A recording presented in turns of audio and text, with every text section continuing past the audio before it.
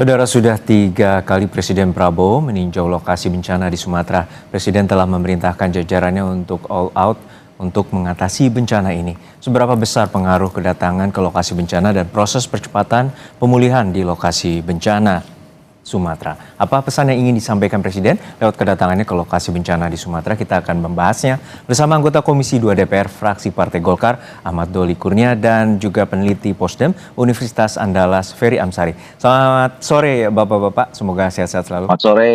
Ya, kita ke Alhamdulillah. Bang Doli. Bang Doli, untuk saat ini sudah 3 pekan, kemudian Presiden juga telah 3 kali mengunjungi Aceh, 3 kali mengunjungi Sumatera Utara, dan saat ini di Sumatera Barat. Porsi saat ini adalah percepatan dan pemulihan selain memberikan bantuan langsung pada warga. Seperti apa Anda melihat bahwa situasi saat ini percepatan dilakukan oleh pemerintah? Iya, saya kira ini satu tindakan yang konkret ya. Jadi Presiden hands on, jadi mengambil alih langsung proses penanggulangan bencana yang ada di 3 provinsi itu. Dan tadi seperti diketahui, ya sudah berkali-kali sebetulnya bolak-balik mundar-mandir, dan tidak hanya seorang presiden, tapi kehadiran presiden itu kan pasti diikuti menteri-menterinya, dan kemudian ketika presiden pulang pun menteri-menterinya juga saling bergantian. Nah, jadi artinya perhatian terhadap masyarakat kita di sana itu cukup serius dilakukan oleh pemerintah kita ya. Nah, saya waktu itu kan juga sempat ada diskusi ya tentang apakah perlu eh, penetapan status bencana nasional atau tidak gitu ya. Nah, menurut saya dengan kehadiran presiden eh, yang sudah berkali-kali dan menunjukkan atensi penuhnya itu, saya kira ya perdebatan itu menurut saya menjadi tidak penting. Nah, yang penting adalah apa yang kemudian dilakukan oleh presiden ini itu ditindaklanjuti oleh jalan tingkat berikutnya, dan kemudian bisa terlihat progresnya. Nah, Ya, kita oke. bisa bagi ya. Dulu misalnya di awal-awal bencana itu tentu yang diupayakan adalah penyelamatan manusianya ya. Dan kalaupun kemudian ada korban jiwa, ya itu diketahui, dicari, ada yang hilang dicari, dan kemudian diurus dengan baik. Ya. Nah, sekarang ini kan tahapan pemulihan ya. Pemulihan pasca bencana yang nanti kemudian ditindaklanjuti, ada mungkin daerah-daerah yang sudah masuk tahap Baik, kami rehabilitasi. tangkap Nah, poinnya, ini ya Bang Doli. perencanaan yang Kami harus ke dilakukan ya. Bang Ferry. Bang Ferry, sekarang saat ini situasinya 159 terdata meninggal dunia, dan tadi kata Bang Doli tidak penting lagi status bencana nasional karena Presiden hands on atau turun langsung dan juga mempercepat dengan bantuan. Seperti apa Anda memandang bahwa saat ini ada polemik terkait dengan status bencana nasional ini demi mempercepat bantuan, terutama bantuan dari internasional? Ya, pertama, kalau berdasarkan undang-undang bencana, ya, status itu kan punya indikator. Dan kita ketahui bahwa indikatornya itu sudah terpenuhi untuk dinyatakan sebagai bencana nasional. Misalnya jumlah korban, gitu ya, dampak, dan lain-lain. Yang bagi saya penting untuk bisa mengetahui sejauh mana tindak lanjut dalam proses penanganan ini.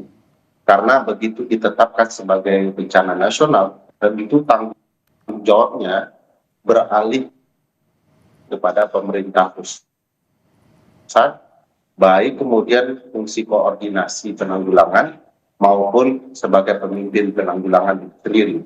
Dan kita ketahui lah beban anggaran ini tentu akan kembali kepada pusat.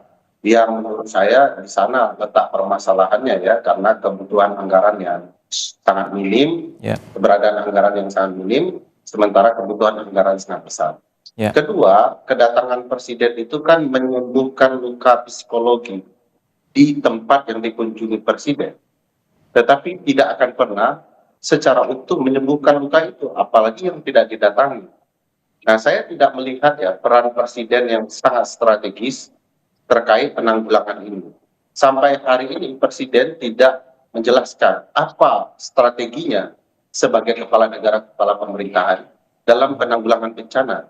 Bagaimana komposisi beban penanggulangan itu, baik yang diberikan kepada BNPB, kepada pemerintah daerah, kepada Badan SAR, dan masyarakat sipil. Presiden sama sekali tidak mampu menjelaskan ke publik angka-angka yang relevan Misalnya, dia tidak pernah menjelaskan dari jumlah rumah yang rusak parah, kira-kira negara akan melakukan peran apa? Dari banyaknya jalan yang putus, negara akan melakukan apa?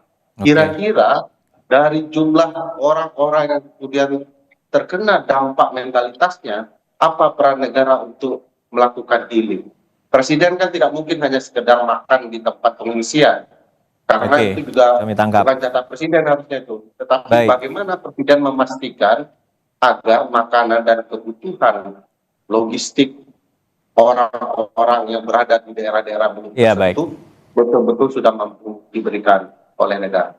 Ya, untuk saat ini ada bantuan personel dikerahkan dan juga ada bantuan Huntara, namun tentu unitnya masih dalam penggodokan dan juga masih dalam penetapan melihat dari dampak 3,2 juta warga yang terdampak akibat banjir bandang. Lalu seperti apa Bang Doli? Tadi Bang Ferry menyatakan bahwa ini belum ada langkah strategik, terutama untuk rehabilitasi ke depan dan pemulihan lebih menyeluruh. Iya, saya tadi mengkoreksi sedikit ya. Saya belum mengatakan apakah kita berhenti atau tidak menetapkan status bencana nasional atau tidak. Tapi setidaknya hari ini ya Oke. sambil misalnya orang menunggu, katakanlah begitu ya, kita menunggu apakah memang masih perlu untuk ditetapkan status bencana. Setidaknya pemerintah, khususnya presiden, itu sudah mengambil langkah-langkah yang menurut saya langkah-langkah taktis ya.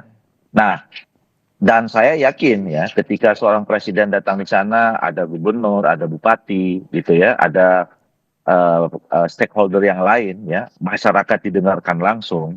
Ya, saya berkeyakinan sekali sebetulnya pasti akan sudah ada pembicaraan-pembicaraan yang lebih konkret bicara tentang bagaimana mengatasi Oke. atau langkah-langkah berikutnya seperti apa. Menarik kalau tadi Nah, Anda bilang bahwa walaupun bantuan asing itu tetap diperlukan juga, maksud Anda? Atau nah, dengan ya, status itu nah, bantuan diperlukan? Nah, kan begini, sekarang kan kalau status bantuan asing itu, saya juga begini ya, saya berupaya memahami ya apa yang atau yang menjadi latar belakang pemerintah khususnya presiden ya. Kan berkali-kali mengatakan Pak Presiden mengatakan bahwa kita negara yang besar ya, kalaupun kemudian kita diterpa masalah diuji oleh bencana, kita harus yakin kita bisa menyelesaikannya dengan tangan sendiri, kira-kira begitu.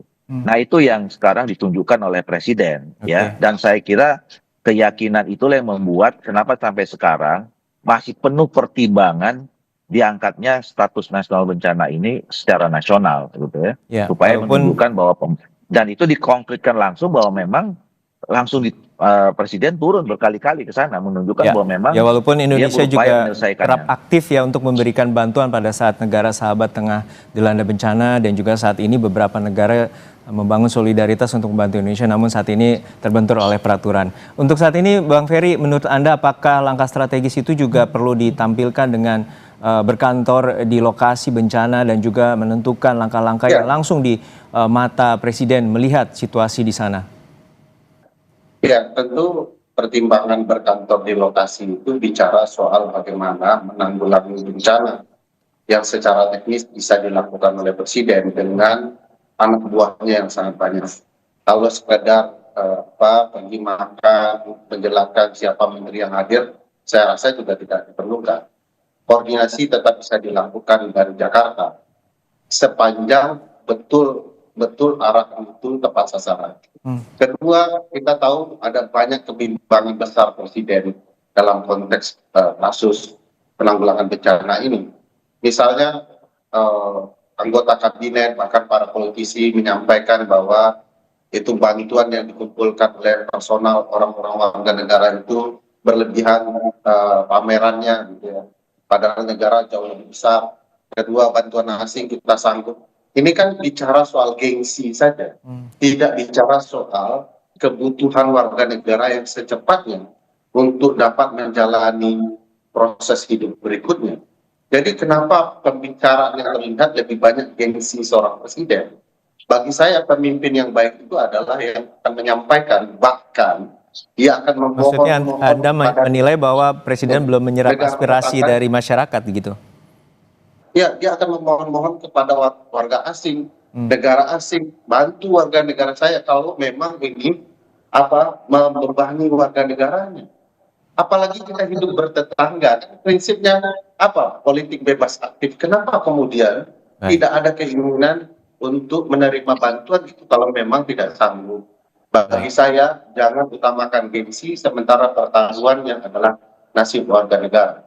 Baik, kita nantikan bagaimana komitmen pemerintah untuk mempercepat memberikan bantuan terutama yang terdampak dan juga yang terisolasi hingga saat ini untuk mendapatkan bantuan makanan, medis dan juga obat-obatan. Terima kasih sekali lagi Bang Ferry Amsari, peneliti Poska Universitas Andalas, dan juga Bang Ahmad Doli Kurnia, anggota Komisi 2 DPR fraksi Partai Golkar. Sehat-sehat selalu Bapak-Bapak.